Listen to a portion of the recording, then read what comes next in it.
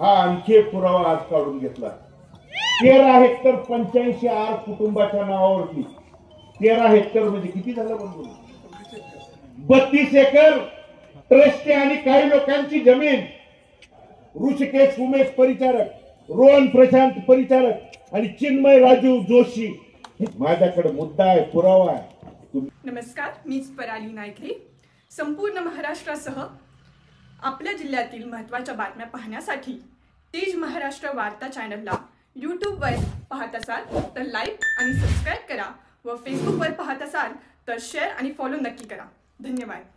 तिथल्या नागरिकांनी, तिथल्या प्रमुखांनी सांगितलं की याच मंदिर परिसरात येणाऱ्या भाविकांच्या वरती या पुढच्या उमेदवाराचे जे साधुपणाचं आव्हान आहेत ना, त्यांच्या बगलबच्च्यांनी दगडाने मारहाण केलेली. कितीतरी तिथं नागरिक शहराच्या त्या मंदिर परिसरात त्यांनी त्या ठिकाणी सांगितलं.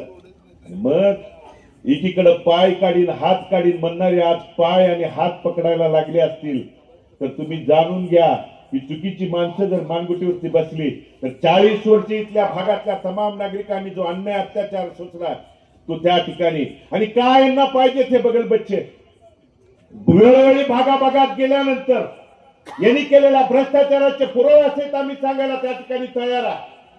आज शहरातले मोक्याचे त्या ठिकाणी प्लॉट असतील, ओपन स्पेस असतील, नगरपालिकेच्या सत्तेचा वापर करून तुम्ही त्या ठिकाणी गिळंकृत करायचं काम आज त्या ठिकाणी तुम्ही केलं. महावीर नगर मधला बजाजचं दुकान आहे, बजाजचं जे शोरूम आहे त्याच्या पुढचा प्लॉट त्या ठिकाणी बंधून तपासा. मी सांगतो ते तपासा. पोलीस स्टेशनला FIR त्या ठिकाणी दाखल आहे. आणि त्यामध्ये हे आंतरराष्ट्रीय जे गप्पा मारतायत ना त्या दिवस देखील कोणता निवडला आहे तो खरेदीचा. 26 जानेवारीला खरेदी दाखवली आहे बंधूंनो. आपल्या देशात कोणत्या भागात कोणत्या तालुक्यात 26 जानेवारीला त्या ठिकाणी शासकीय ऑफिस चालू असते हे मला दाखवून द्या. असेल तर त्या ठिकाणी मग हे चुकीची माणसं आज एकीकडे कोट्यावधी रुपयाचा भ्रष्टाचार त्या ठिकाणी करतायत आणि हे स्वतः आपल्या तालुक्याचे लोकप्रतिनिधी समाधानजी अवताडे यांनी हा भ्रष्टाचार विधानसभेच्या पवित्र भवनामध्ये मांडलाय. पत्रकार बंधूंना त्याची क्लिप पाहिजे असेल तर मी कधीही तुम्हाला त्या ठिकाणी दाखवू शकतो. आणि त्यांनी ती जागा, प्लॉट, गट नंबर नावासहित त्यांनी त्या ठिकाणी विधान भवनामध्ये मांडली आहे. आणि म्हणून ही जर चुकीची माणसं बंधूंनो समतानगर मध्ये त्या ठिकाणी जावा. यांच्या नगराध्यक्ष पदाच्या काळामध्ये तिथं देखील एक महत्वाचा भूखंड आणि प्लॉट हडपण्याचा प्रकार झाला होता. पण तिथले शुद्ध नागरिकांनी तो हाणून पाडण्याचं काम त्या दरम्यान केलं बंधूंनो. मग ही चुकीची माणसं जर उद्या त्या ठिकाणी बसली, दंडेलशाही, दडपशाही, गुंडशाही प्रवृत्तीची जर माणसं उद्या नगरपालिकेच्या निवडणुकीच्या निमित्तानं आली तर इथल्या माझ्या माता भगिनी, माझ्या त्या ठिकाणी शाळा कॉलेजला जाणाऱ्या मुली देखील सुरक्षित राहणार नाहीत. आणि हिच्या सुरक्षितेसाठी, यांच्या भविष्यातल्या आरोग्यांच्या विषयी, इथल्या नागरिकांच्या पिण्याच्या पाण्याच्या समस्येविषयी धुळीनं त्या ठिकाणी छातीत चिखल होण्याची या आज परिस्थिती आमच्या नागरिकांच्यावरती आलेली आहे. तुम्ही त्या ठिकाणी बोलायला तयार नाही. मात्र मुद्द्यावर बाजूला सोडून वैयक्तिक टीका टिप्पणी करून आमच्या इथल्या ज्या नागरिकांना आज घरपट्टी, पाणीपट्टीच्या नावाखाली हजारो रुपयांचा त्या ठिकाणी त्यांच्यावरती वेगळा कर किंवा वेगळी त्या ठिकाणी भाडेपट्टा तुम्ही वाढवण्याची भूमिका त्या ठिकाणी पार पडता. आणि याच्यातून दिलासा देण्यासाठी तीर्थक्षेत्र विकास आघाडी या निमित्तानं पुढे येते आहे. आणि म्हणून त्यासाठी तुमच्या आशीर्वादाची, पाठबळाची त्या ठिकाणी गरज आहे.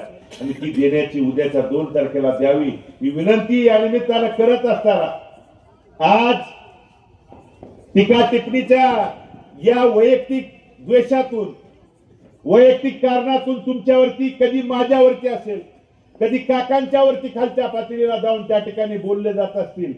परंतु खालच्या पातळीला जरी तुम्ही त्या ठिकाणी बोलला असाल तर 3 तारखेला जो माझा या ठिकाणी तुम्ही हयात नसणाऱ्या वडिलांचा उल्लेख करून माझा बाप काढला, तुम्हाला 3 तारखेला निकालातून नक्की माझा बाप आठवल्याशिवाय त्या दिवशी 3 तारखेला राहणार नाही. कारण या भागात आम्ही भाऊनी मगाशी सांगितलेल्या पद्धतीनं हयात नसणाऱ्या व्यक्तींच्यावरती बोलू नये हे माझ्या वडिलांचे, माझ्या कुटुंबाचं माझ्यावरती संस्कार आहेत. आम्ही तुमच्यावर, तुम्ही जरी चुकला असेल तर आम्ही त्या ठिकाणी बोलणार नाही, कारण ते माझ्यावरती संस्कार आहेत. पण तुम्ही ज्या भाषेनं मी टीका करत नाही, माझा स्वभाव नाही, त्या गच्चीवर त्या ठिकाणी ओरडून सांगत होता आणि दुसरीकडे मात्र टीका टिप्पणी खालच्या पातळीला जाऊन बोलत होता. इथले नागरिक सुज्ञ आहेत आणि मी तुमच्या माध्यमातून आव्हान आणि विनंती करतो की तुम्ही जर तुम्हाला एवढी भीत असेल त्या ठिकाणी मुद्द्यापासून वंचित राहायचं तर तुम्ही बाजूला सरा, मी सुद्धा बाजूला त्या ठिकाणी आजपासून सरायची मी इथं भूमिका घेतो. नगराध्यक्ष पदाच्या इथल्या उमेदवार आणि पुढच्या उमेदवार समोरासमोर बोलतील, तुम्ही त्या ठिकाणी मध्ये कुणी येऊ नका. तुमचं जर त्या बाबतीत पुढे येऊन धाडस असेल तर आम्ही देखील या निवडणुकीतून मी भगीरथ भालके त्या ठिकाणी बाजूला सरायला तयार आहे. तर तुम्ही मुद्द्यावर आणि मुद्द्यावर येत असाल तर तेवढ्याच ताकदीनं तुमचे जे या शहरातल्या नागरिकांना भूखंडाच्या आरक्षण अरे कुठल्या भागात त्या ठिकाणी जाऊ, कारण तुम्हीच सांगता ना आम्हाला गल्ली बोळाचं त्या ठिकाणी गल्लीना बोळ माहित आहे म्हणून पूर्वी शाल सांगितले. माहित असणार ना बंधून यांना गल्लीन बोळ, कुठल्या गल्लीत कुठल्या बोळात एखादा ओपन स्पेस आहे का, ओपन प्लॉट आहे का, ह्यांच्यावरच ह्यांचं गेले 40 वर्ष त्या ठिकाणी लक्ष आहे. आणि म्हणून जर तुम्हाला अशी लोक जर चुकीचे असतील, अरे आम्ही कधीही तुम्ही बोलवा पुराव्यानिशी येतो. हा आणखी एक पुरावा आज काढून घेतला. पंढरपूर शहरात भाऊ जवळ 13 हेक्टर 85 आर कुटुंबाच्या नावावरती 13 हेक्टर म्हणजे किती झालं बंधू?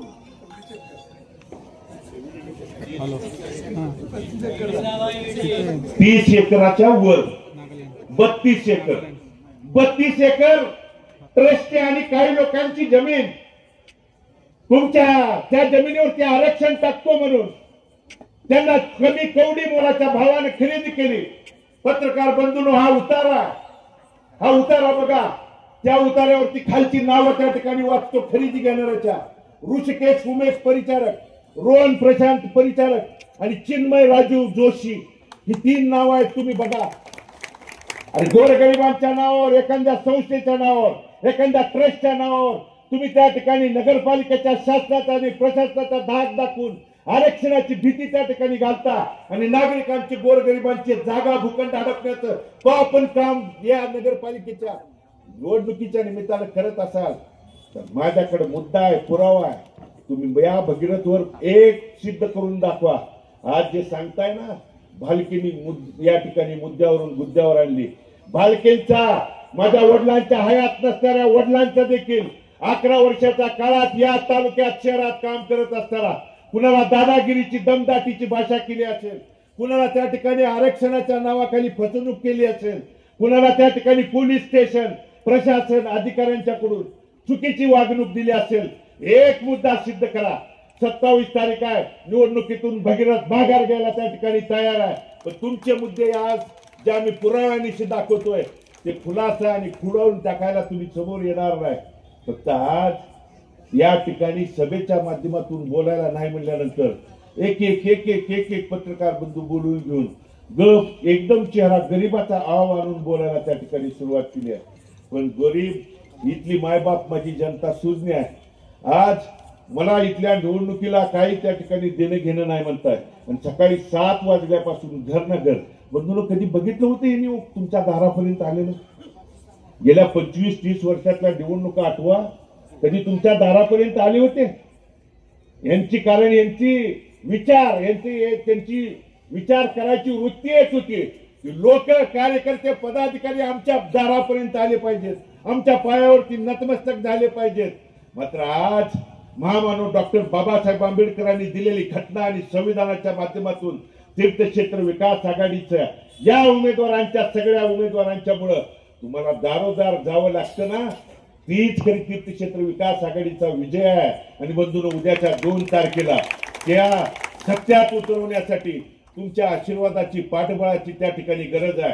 आणि म्हणून रिक्षा चिन्हासमोरील बटन दाबून हे भयमुक्त, भीतीमुक्त, धूळमुक्त असेल, त्या ठिकाणी खड्डेमुक्त असेल, पिण्याचं स्वच्छ पाणी, त्या ठिकाणी आरोग्याविषयी असेल, आज जे आमच्या नगरपालिकेच्या सत्तेच्या माध्यमातून सांगताय, इथं जवळपास आपल्याला त्या ठिकाणी जी भाजी मंडई होती शेळके वस्तीला मनीषा नगर मध्ये 17 वर्ष झालं आता बघितलं ती भाजी मंडई बंद आहे.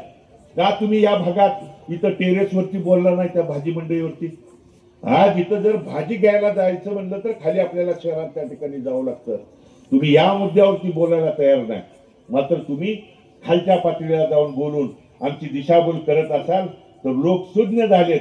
त्यांना 2 मिनिटात कोण खरं बोलतंय कोण खोटं बोलतंय हे त्या ठिकाणी कळतंय.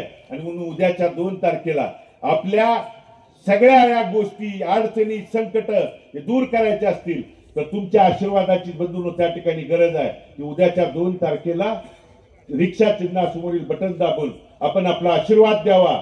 त्या आपण दिलेल्या आशीर्वादाला तुमच्या तीर्थक्षेत्र विकास आघाडीकडून किंचित भर देखील तडा जाऊ देणार नाही. एवढंच या निमित्तानं अभिवचन देतो आणि आपण जमला त्याबद्दल अंतःकरणपूर्वक आभार व्यक्त करून मी माझं मनोगत थांबवतो. धन्यवाद. जय हिंद.